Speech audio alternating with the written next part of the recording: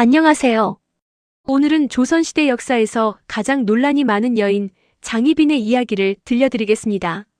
한국 드라마와 영화에서 악녀의 대명사로 자주 등장하는 장희빈. 그녀는 정말 그토록 악독한 여인이었을까요? 아니면 역사가 그렇게 만들어낸 것은 아닐까요? 1659년 한 여자아이가 태어났습니다. 장희빈은 양인 출신으로 태어났습니다. 당시 신분제 사회에서 양인은 매우 낮은 신분이었습니다. 귀족도 아니고 노비도 아닌 그 중간 어딘가.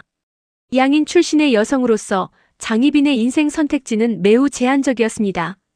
하지만 장희빈은 뛰어난 용모를 가지고 있었다고 기록되어 있습니다. 조선왕조실록에도 기록될 정도로 당시에 유명할 만큼 아름다웠던 것입니다. 1680년 19살의 장희빈은 궁녀로 들어가게 됩니다. 양인 여성으로서 궁에 들어간다는 것은 신분 상승의 기회였습니다. 대신 평생 궁에서 왕을 섬겨야 한다는 뜻이기도 했습니다. 얼마 지나지 않아 장희빈은 젊은 왕 숙종의 눈에 들어갑니다. 숙종은 당시 19살로 왕위에 오른 지 얼마 되지 않은 청년이었습니다. 그리고 장희빈은 그의 총애를 받기 시작합니다. 궁녀에서 내명부의 여인으로 승격되고 곧 숙종의 사랑을 독차지하게 되는데 이것이 그녀의 운명을 바꾸는 첫 번째 순간이었습니다. 이것은 매우 중요한 사건이었습니다. 당시 숙종에게는 아직 왕비가 없었습니다. 아니, 정확히 말하면 왕비가 있었지만 아들을 낳지 못했습니다. 조선시대 왕실에서 아들을 낳는다는 것은 곧 왕위 계승을 의미했습니다. 그리고 왕의 아들을 낳은 여인은 그 신분이 어떻게 되든 왕실 내에서 매우 중요한 위치를 차지하게 됩니다. 장희빈의 아들은 훗날의 경종입니다. 그리고 이 아들의 탄생은 조선 왕실 내 권력 구조를 크게 변화시키기 시작합니다. 숙종의 왕비는 2년왕 후였습니다. 명문 가문 출신의 왕비였지만 아들을 낳지 못했습니다.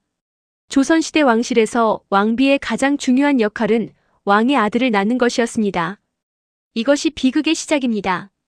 왕비는 있지만 왕의 아들은 다른 여인에게서 나온 것. 이 상황은 조선 왕실 내의 모든 파벌들의 이해관계를 뒤흔들어 놓았습니다. 1688년 숙종은 놀라운 결정을 합니다. 인현왕후를 폐위하고 장희빈을 왕비로 책봉하기로 결정한 것입니다. 양인 출신의 궁녀가 왕비가 되다니 이것은 전무후무한 일이었습니다. 이 결정이 옳은가 그릇한가를 떠나 이것은 조선 왕실 내의 모든 귀족 가문들을 심각하게 분열시키는 사건이 됩니다. 왜냐하면 왕비는 단순히 왕의 아내가 아니라 왕실과 귀족 가문들 사이의 정치적 연결고리였기 때문입니다. 그녀는 이제 조선의 모든 귀족 가문들의 이해관계가 얽힌 정치의 중심에 서게 됩니다. 왕비로서 그녀는 자신의 가문과 자신의 아들의 미래를 보호해야 했습니다. 역사 기록에 따르면 장희빈은 왕비로서 상당히 적극적으로 행동했습니다. 자신의 이익을 위해 움직였다는 기록들이 있습니다. 하지만 당시 왕실의 맥락에서 생각해보면 그것이 과연 악행이었을까요? 당시 조선의 왕실은 서인과 남인이라는 두 개의 거대한 파벌로 나뉘어 있었습니다. 당쟁이라 불리는 이 싸움은 단순한 정치 싸움이 아니라 생사를 건 투쟁이었습니다. 패배하는 쪽은 죽임을 당할 수도 있었습니다. 장희빈은 남인 가문과 연결되어 있었습니다. 그녀의 모든 행동은 자신의 가문을 보호하기 위한 것이 아니었을까요? 인현왕후를 추종하는 세력들이 반발하기 시작한 것입니다. 서인 세력은 양인 출신의 장희빈이 왕비가 되는 것을 받아들일 수 없었습니다. 조선의 신분제 질서를 무너뜨린다고 생각했기 때문입니다. 결국 정치 싸움이 격화되고 결국 인현왕후가 복이 되는 기사황국이라는 사건이 일어납니다. 장희빈은 다시 후궁의 신분으로 내려앉게 됩니다. 42살의 장희빈은 사약을 받고 생을 마감합니다. 공식적으로는 여러 죄목으로 사형을 받은 것이었지만 실질적으로는 정치 싸움의 패자로서의 최후였습니다. 그녀는 죽으면서 무엇을 생각했을까요? 자신이 비명 행사한다는 것을 알면서 자신의 아들 경종의 미래를 걱정했을까요? 장희빈은 죽었지만 그녀의 아들 경종은 살아남았습니다. 그리고 경종은 훗날 조선의 왕이 됩니다. 모든 것이 끝났다고 생각했던 순간 역사는 다시 돌아갑니다.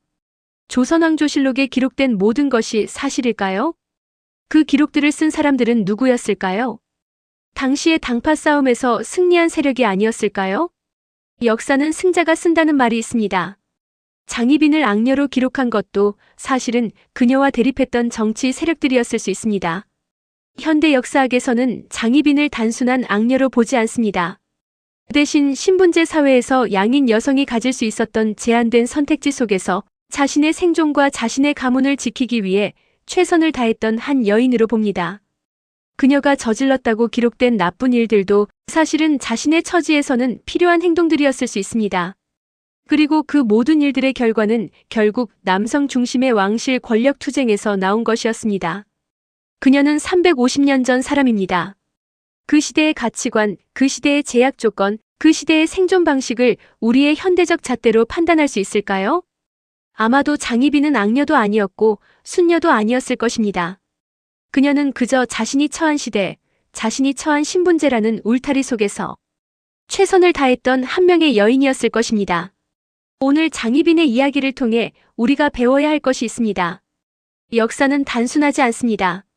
그리고 역사 속의 인물들도 단순한 선 또는 악으로 구분될 수 없습니다.